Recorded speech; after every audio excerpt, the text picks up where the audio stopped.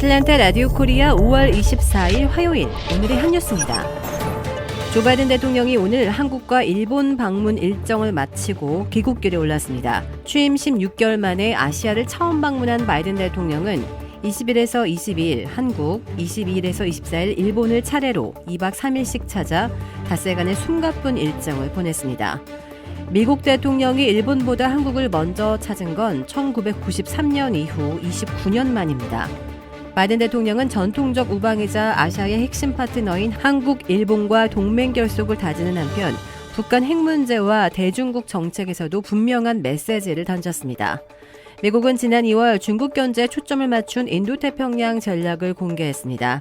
하지만 곧이어 러시아의 우크라이나 침공 사태가 터져 외교 안보 역량을 유럽에 집중해야만 했습니다. 이번 순방은 미국이 최우선에 둔 인도태평양 전략 이행 속도를 내려는 의도이자 러시아와 중국 문제를 동시에 다룰 수 있다는 의지의 표현이기도 했습니다.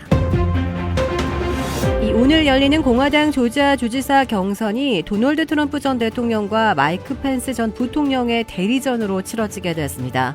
트럼프 전 대통령과 펜스 전 부통령은 주지사 후보 당내 경선을 하루 앞둔 어제 각자가 지지하는 주지사 후보에 대한 선거운동을 벌였습니다.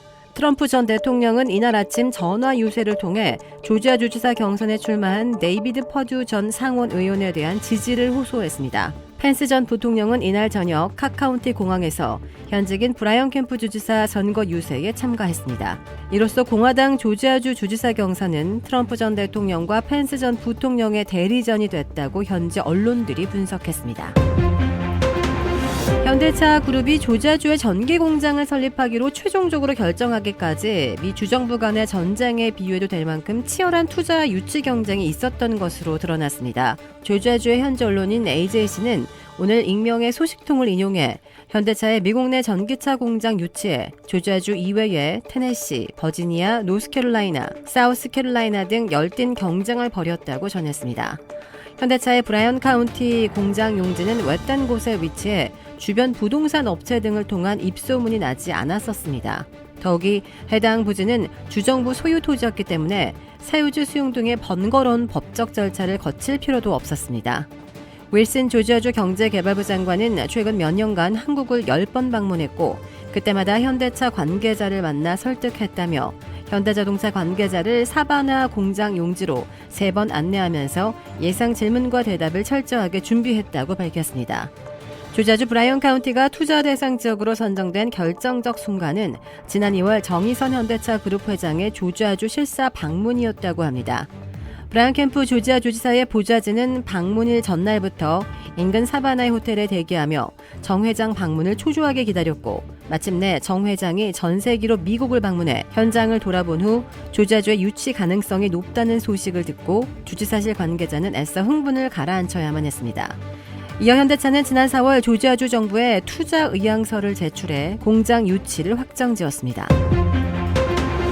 뉴욕시의 마지막 공중전화 부스가 철거됐습니다. 뉴욕시 당국은 어제 뉴욕 7번 애비뉴와 50번가 근처에 있던 이 공중전화 부스 철거 작업을 마쳤으며 이를 뉴욕 박물관에 전시하기로 했습니다. 뉴욕시는 이 공중전화 부스가 박물관에서 컴퓨터 상용화 이전 도시에서의 삶을 보여주는 자료로 쓰일 예정이라고 설명했습니다. 한국의 삼성과 현대차 등 한국 내 주요 대기업들이 윤석열 정부 출범 보름째인 24일 대규모 투자 계획을 잇따라 발표했습니다. 예고에 없던 깜짝 발표였는데요. 삼성, 현대차, 롯데, 한화 4개 그룹이 발표한 액수만 약 600조 원에 달합니다. 이는 3년, 5년 단위의 총 투자 액수를 합친 것이긴 하지만 작년 12월 국회를 통과한 올해 본 예산 607조 7천억 원에 맞먹는 수준입니다.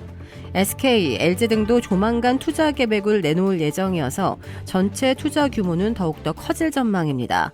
일각에서는 조 바이든 대통령의 방한을 계기로 현대차 등 미국의 대규모 투자 계획을 발표한 데에 대해 한국 내 투자는 상대적으로 소홀한 것이 아니냐는 지적을 의식한 행보라는 해석도 나오고 있습니다.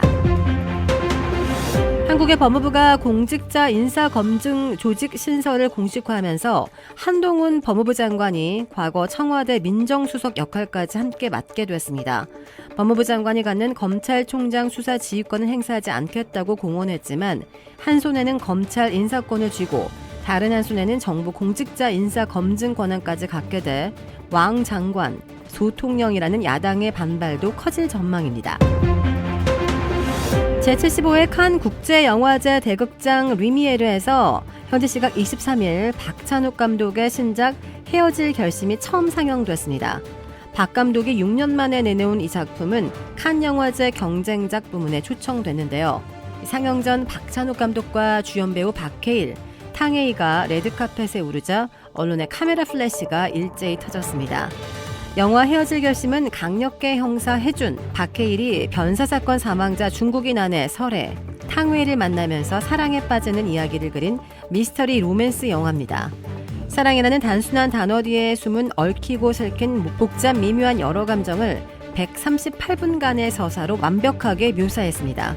또 두 주인공의 요동치는 마음을 꿰뚫어보는 듯한 과감한 카메라 움직임과 박찬욱만의 색채가 묻어나는 미술, 정훈이가 부르는 안개는 완벽하게 조화를 이뤘다는 평가를 받았습니다. 박 감독은 상영이 끝난 뒤 길고 지루하고 구식의 영화를 환영해 주셔서 감사하다며 겸양했는데요.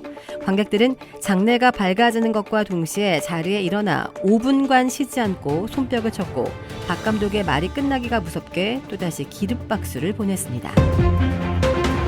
주택 구매뿐만 아니라 커머셜, 웨어하우스, 비즈니스 건물까지 부동산계의 큰손 이중한 부동산. 크레딧 카드 빚 최대 80%까지 탕감. 크레딧은 지켜드리고 빚은 줄여드리는 O3 컨설팅이 오늘의 한 뉴스를 후원합니다. 이상 애틀란타 라디오 코리아 5월 24일 화요일 오늘의 한 뉴스의 고지선이었습니다.